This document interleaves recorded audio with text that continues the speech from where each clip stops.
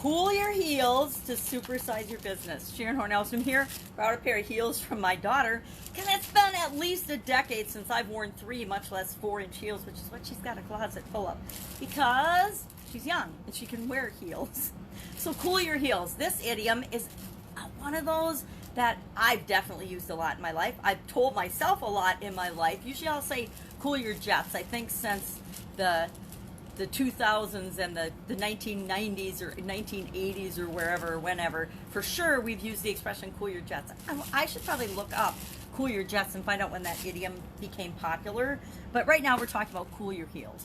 Cool your heels means, of course, to wait for someone for a long time. Usually somebody in power or authority. It means we're waiting for something. We're waiting for something or someone or for a decision outside of ourselves.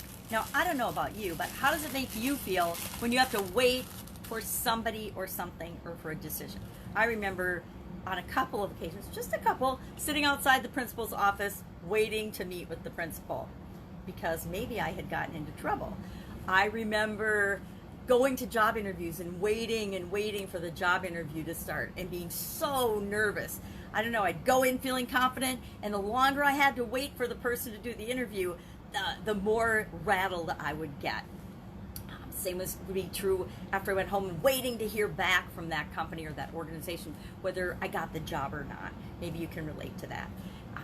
Sometimes we're doing that to the people in our own company, in our own businesses. Are you late for meetings? Do you show up late for meetings, or are you always on time and prompt? If you're late for your meetings with the people that you're meeting with, guess what? That might give you a sense of feeling like you're in power, but it really sets a negative tone to the meeting because everybody's on edge. All the people that are waiting for you are anxious because they want to get started. Their times and their schedules are valuable too. And so it's really pretty disrespectful to not be on time for things. It's something we could talk about another day, but just think about how does it make you feel, and if it makes you feel uncomfortable in any way, shape, or form, we would never want to do that to our people or our customers. How does it make you feel when you go into a store and you have to wait and wait, and all you have is one little question, or when you call somebody out for customer service, you have one quick question, you're trying to do a new software or something, or a new thing for your business, or you got a new product or service, and you have one little teeny tiny question that isn't, of course, covered in the 1,000-page manual, and you've read the whole thing or gone through the whole thing or Googled it, and you still can't find the answer, yet you have to wait for 45 minutes or 60 minutes. Have you ever called your banker lately, or called anybody, any customer service? Customer service, the more it's become automated, the less customer focused and the customer experience has been considered, and the more frustrating it is for those of us on the outside. So make sure you're in your business not doing things like that, not causing more friction for the people that you're here to serve. So I'm not prone to anxiety, but I do get more nervous and more stressed out and more anxious when waiting for a decision. How about being in court? Have you ever been in court and in a trial or anything where you had to wait for a decision? That's a real killer. So how do we take control? How do we take this idiom, cool your heels, and use it for our business, besides making sure we're on time, making sure we're not making people wait for us unnecessarily to increase their anxiety and stress? And I guess some people would argue, oh, if you're doing an interview, you should make them wait at least 5 minutes so that they get a little nervous so you can see how they behave under pressure. I guess if that's what you need to do, you can do that, and if that's your philosophy, great. I personally wouldn't do it because I think it shows and sets people up for how they're going to treat other people in your organization. Well, so what else can you do? How else can you make sure that you're using cool your heels in your favor? Well, I say, remember that you have the ability to set everything up, especially in your own business, the rules of the game and how you play the game in your favor, so that you're not waiting on potential partners or vendors or customers to make a decision, so that you're not ever feeling like the ball is in someone else's court.